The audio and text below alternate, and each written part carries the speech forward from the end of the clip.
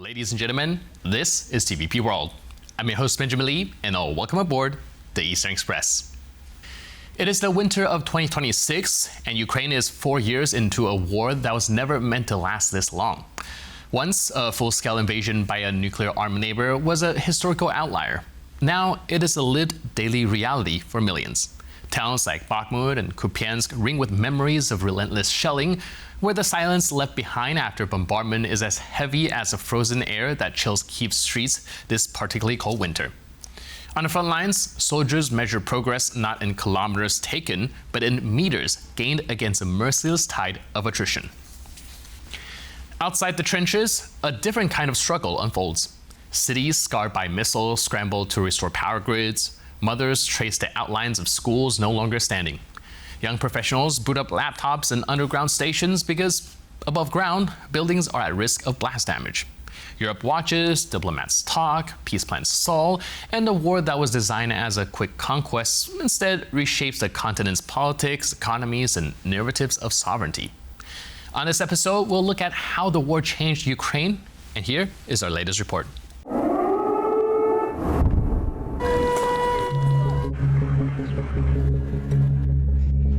In the days leading up to February 24, 2022, a full-scale Russian invasion of Ukraine still seemed unlikely to many. Despite the troop buildup, some analysts believe the risks would deter the Kremlin. Vladimir Putin has used force before in Chechnya, Georgia, Syria, and Crimea, yet a war against Europe's second-largest country by land carried far greater stakes. Russian planners reportedly expected Kyiv to fall within several days of launching what Moscow called its special military operation. 4 years later, that projection has proven deeply flawed, with the human cost remaining severe. While Moscow does not publish comprehensive loss figures, research by the Center for Strategic and International Studies estimates that nearly 1.2 million Russian troops have been killed or wounded since February 2022. Ukrainian casualties are also believed to be in the hundreds of thousands. Multiple Western assessments describe the conflict as the deadliest involving a major power since World War II. Inside Russia, the war's economic effects are mixed. After an additional sanctions shock, high military spending and strong energy exports helped stabilize growth. Russia rose to 9th place in global GDP rankings in 2025, according to IMF data. At the same time, labor shortages linked to military recruitment and defense production have strained civilian sectors. Inflation has increased pressure on consumers, with food prices drawing particular attention. Internationally, one of Moscow's stated goals, limiting NATO's expansion, has had the opposite outcome. Finland and Sweden have joined the alliance since the beginning of the full-scale invasion. 4 years after the invasion began, the conflict continues to reshape Russia's military position, economy, and global standing. And now, let's zone in on the east-planning portion of our show.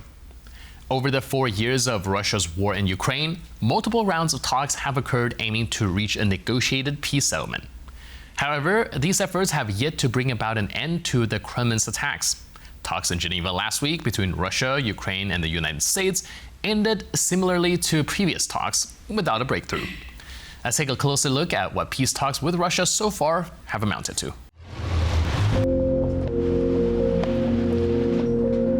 Last week's trilateral meeting lasted 2 days, but produced no consensus on territorial allotment, the core issue holding up a ceasefire. US envoy Steve Witkoff had voiced optimism before, but President Volodymyr Zelensky said Russia and Ukraine's stances on the situation remain far apart. Kremlin negotiator Vladimir Medinsky called the talks businesslike and said another round would follow. Some limited movement was reported on military technical questions, including ceasefire monitoring and the front line's location, but Russia continues to demand full control of the Donbas region, encompassing the Donetsk and Luhansk regions, a condition Kyiv rejects. Diplomats acknowledge that without compromise on territory, a comprehensive ceasefire remains out of reach. The pattern is familiar. In the first weeks after the February 2022 invasion, delegations from Russia and Ukraine met in Belarus. Those sessions, held between February 28th and March 7th, ended without tangible results. A subsequent meeting of foreign ministers in Antalya, Turkey on March 10th, followed by negotiations in Istanbul, briefly raised hopes. Ukraine floated neutrality in exchange for security guarantees. Talks collapsed soon after reports of atrocities in Bucha surfaced in March of 2022. Since then, negotiations have been organized periodically, including US-brokered discussions earlier this month in Abu Dhabi that led to a prisoner exchange. 4 years into the war, however, the central political gaps remain unchanged. Geneva has added another chapter to a diplomatic process, long on meetings and short on outcomes. And now, let's take a look at the issue in greater detail. 4 years ago, when Russian tanks rolled across Ukraine's borders on February 24th of 2022, many in the West believed it would be a short, sharp campaign, a blitz to decapitate Kyiv, to roll up Ukrainian resistance, to redraw Europe's map before spring flowers bloomed. For many reasons, from the Russian army's incompetence to Ukraine's resilience, that didn't happen. What did happen was something both less predictable and more consequential. A grinding, attritional war that reshaped Ukraine, reshaped its people, and reshaped how the world think about resilience, sovereignty, and the limits of military power. Today, on the 4th anniversary of the full-scale invasion, the question is how the very fabric of Ukrainian society has transformed under fire. Let's start with the worst calculations of all, because Kyiv's casualty numbers are very sobering. Estimates suggest that Ukraine has suffered between 500 and 600,000 military casualties since the invasion began, including tens of thousands of deaths. Civilian fatalities are counted at nearly 15,000, with tens of thousands more wounded. That's several generations confronted with loss on a massive scale. 1 million Ukrainian civilians were left without basic utilities in the cruel winter blasts of recent years, and the result of relentless aerial bombardment. Tens of thousands of homes, hospitals, energy grids, and schools were shattered. It is a transformation of an entire society. Communities, once whole, now fractured by death, injury, displacement, and fear. 5 million Ukrainians have fled the country. Another nearly 4 million have been displaced within it. In a country that, before 2022, counted more than 40 million people, these departures are a demographic earthquake. Towns that once bustled with life now echoes with absence. Markets that sold fruit and bread sell instead the silence of empty chairs. And those who choose to stay, whether because they could not leave or because they would not be convinced to do so, carry daily memories of loss and danger. But the story of Ukraine's transformation isn't only about depletion and disappearance, it is also about adaptation and reinvention under duress. The war forced Ukraine's economy into a survival mode. GDP shrank by a significant percentage compared to pre-war levels, but entrepreneurial sectors adapted. High-tech, communications, and logistics found ways to operate even amid shelling and blackouts. Ukraine's software and startup communities pivoted to remote work and cyber resilience, tapping global networks. Yet, the cost is visible in every abandoned factory, every shuttered business, every family whose breadwinner never returned. In the political realm, the war expedited shifts that elsewhere take decades. President Zelensky's leadership stands as a symbol of resistance. Women moved into new roles in the labor force and civil defense as the war blurred old boundaries of life and work. Socially and culturally, Ukraine has undergone an identity acceleration. Language, art, music, and memory have become sites of resistance and assertion. Murals, songs, and street poetry memorialize battles fought and friends lost. Memorials rise faster than bureaucratic hallways can elect plaques. A nation once divided on language and regional identity now finds unity in shared resistance. 4 years of war have made Ukraine both smaller and larger at once. Smaller in population and territory under duress, larger in spirit, alliances, global visibility, and cultural affirmation. History will judge these years not just in the fought over, but in the resilience of a society that refused to bow even amid the heaviest of trials. And now, here to shed more light on the issue is Taras Kozyil, a professor of political science from National University of Kyiv Mahara Academy. Hello and welcome to Eastern Express. Good morning, thank you for inviting me. So it's been 4 years since Russia launched its full-scale invasion of Ukraine, and throughout not just the battlefield, but also within the Ukrainian society, we've seen 4 years of evolution and how things we are at right now. And what would you say in this 4 years is some of your most memorable moment, and how do you think that it has shaped Ukrainian society as a whole? Well, I think that the conclusion, and I just returned from a long trip via Krakow, Poland to Ukraine, where I went as far east as Kharkiv. I think my impression is that Ukraine is doing extremely well on the military side. I don't see any evidence there of Ukraine collapsing, being defeated. In fact, in the last month, because of the problems of Russian military communications, Ukraine is actually advancing and pushing Russia back in the Zaporizhia region. But on the non-military side, that is where I'm the most perturbed. And unfortunately, most Western politicians and I would say media ignore or don't pay as much attention to the non-military side as to the military. And by non-military side, I mean the kind of things that you hinted at, such as the impact on Ukrainian society, the demographic catastrophe in Ukraine, the fact that the longer this war goes on, the very less likelihood are that the 5 million or so refugees living in Poland and in Europe will never return to Ukraine. And remember, most of those are women with children, and that, of course, affects the birth rate and the demographic crisis in Ukraine. It also leads to the breakup of families because the men have been left in Ukraine either as soldiers or as workers. So that the state of the economy, the obviously the conditions of life in the country, the fact that the Ukraine is reliant on Western financial assistance for its budget, all of that. The environmental impact of the war is also massive in the country.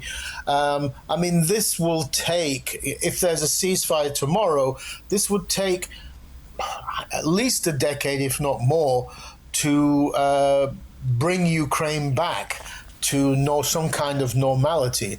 I mean, the cost of the reconstruction, of course, keeps going up as well.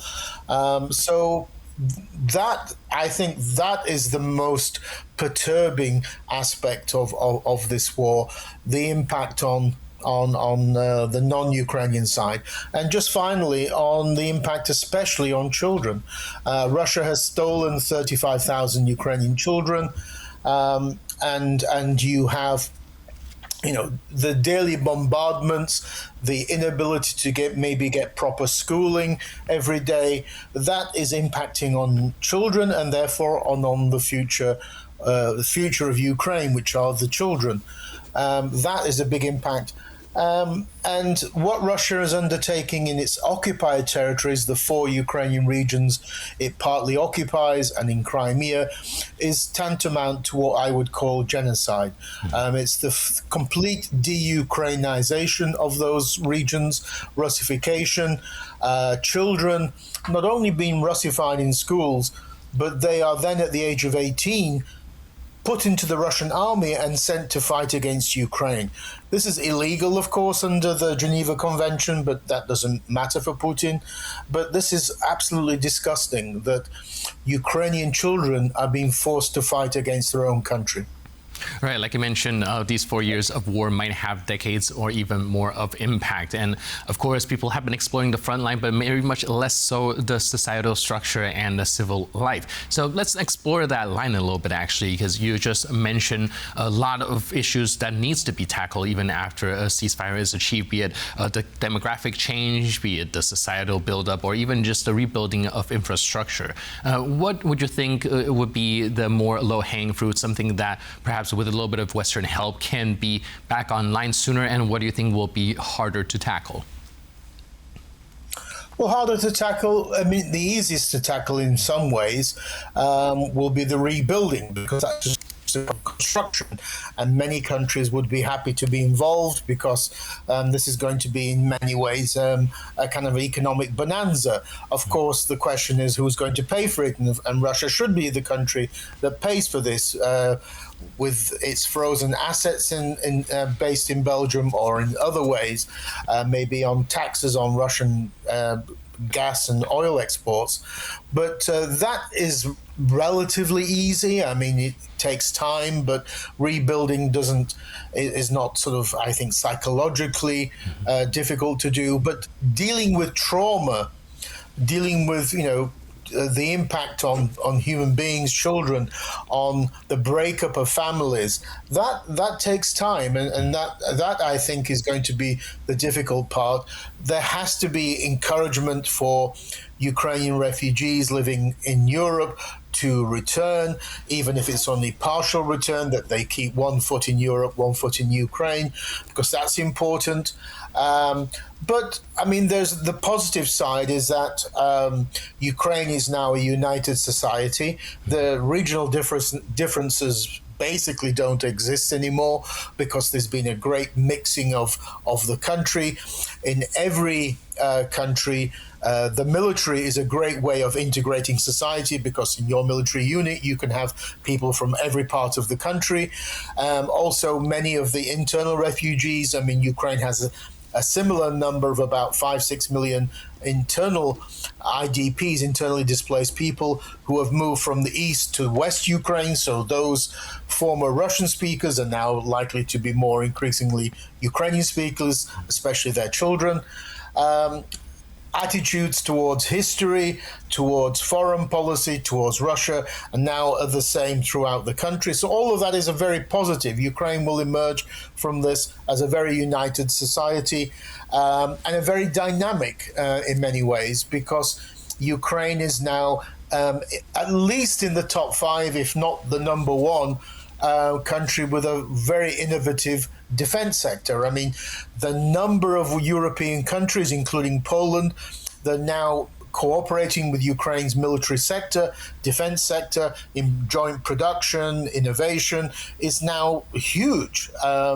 And because Ukraine has battlefield experience, which NATO needs. NATO's armies are still based in the 20th century in their mindset. Ukraine is fighting a 21st century war. So all of that is very positive, and I think will impact it very relatively quickly. But getting over the psychological traumas, the shocks, I mean, in every village, town, and city in Ukraine, there is now a cemetery of killed Ukrainians, civilians or soldiers.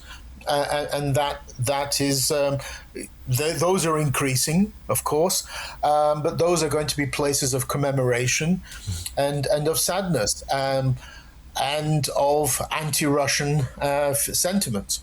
Right, these trauma could be generational as well. We're going to see a bunch of children growing up with this in the back of their heads, and what that's going to do for the society is, of course, still a question mark. Another thing that you mentioned as well that I hope to explore is the demographic change. Would you say the bigger problem are men being sent to the battlefield, or are the women moving out of the country going to cause a bigger shortage? Well, the population decline is a major factor. I mean, Ukraine is a huge geographic country. In a normal world, Ukraine should have a population of 70-80 million. It should be like Germany's because it has the size easily. When the Soviet Union collapsed, it was about 50 million. That declined to about 40 million because of low birth rates during the economic crises of the 1990s, people emigrating and such like. So when the war began, the population of Ukraine was just under 40 million. Now it's you're talking 6 million, 5 to 6 million have fled abroad. The population today, there are different estimates, anything between 30 and 35 million. That is progressively going to decline unless the birth rate is stabilized and increased. But as I've mentioned, I mean, when the war began, men stayed in Ukraine and women and children fled abroad. And of course, if you have most of your women abroad, you can't really have a very high birth rate. Plus, during a war, people are not going to have children because it's a very uncertain future. So all of that is going to impact on the demography. Ukrainians are the first people who want to have a ceasefire and an end to the war, but not in the manner of how Donald Trump is trying to impose a de facto end to the war, which would please Russia and would not really end it for Ukrainians. So that demographic birth rate issue, has an impact in many ways, not only because of the declining population, but also the need for people to work the factories. Work the factories, and of course to man the Ukrainian army. Ukraine has nearly 1 million people in its mobilized army. I mean, that's a huge number of people. Many of those would be normally working in the industry or in the IT sector. So all of that is a major impact on Ukraine, and we are living in a very uncertain situation, because until when we had President Biden, the US and Europe together approximately provided 50-50 each of financial assistance to Ukraine. That is no longer the case. The United States no longer, under Donald Trump, provides any financial assistance. That means the Europe, by here I mean EU, Norway, Britain, have to provide that financial assistance, because Ukraine needs something like 4 to 5 billion a month of US dollars to cover its budget deficit each month, to pay for teachers, state officials, education, hospitals, etc., because the Ukrainian budget is primarily going to the defense of the country. So all of that is now, I mean, we're in an uncertain situation. I mean, Europe is doing very well in supporting Ukraine, but we have, of course, Hungary, unfortunately, at the moment, still with Prime Minister Orban, which is trying to block that. Hopefully, he will go and be defeated in April. All right. Well, 4 years in, and I see the only certain thing is the uncertainty. But in the meantime, thank you so much for your input and insight. Really appreciate it, and thanks for being with us on Eastern Express. Thank you for inviting me. And with that, we conclude this edition of Eastern Express. But for more news, update, and commentary, please stay tuned to TVP World.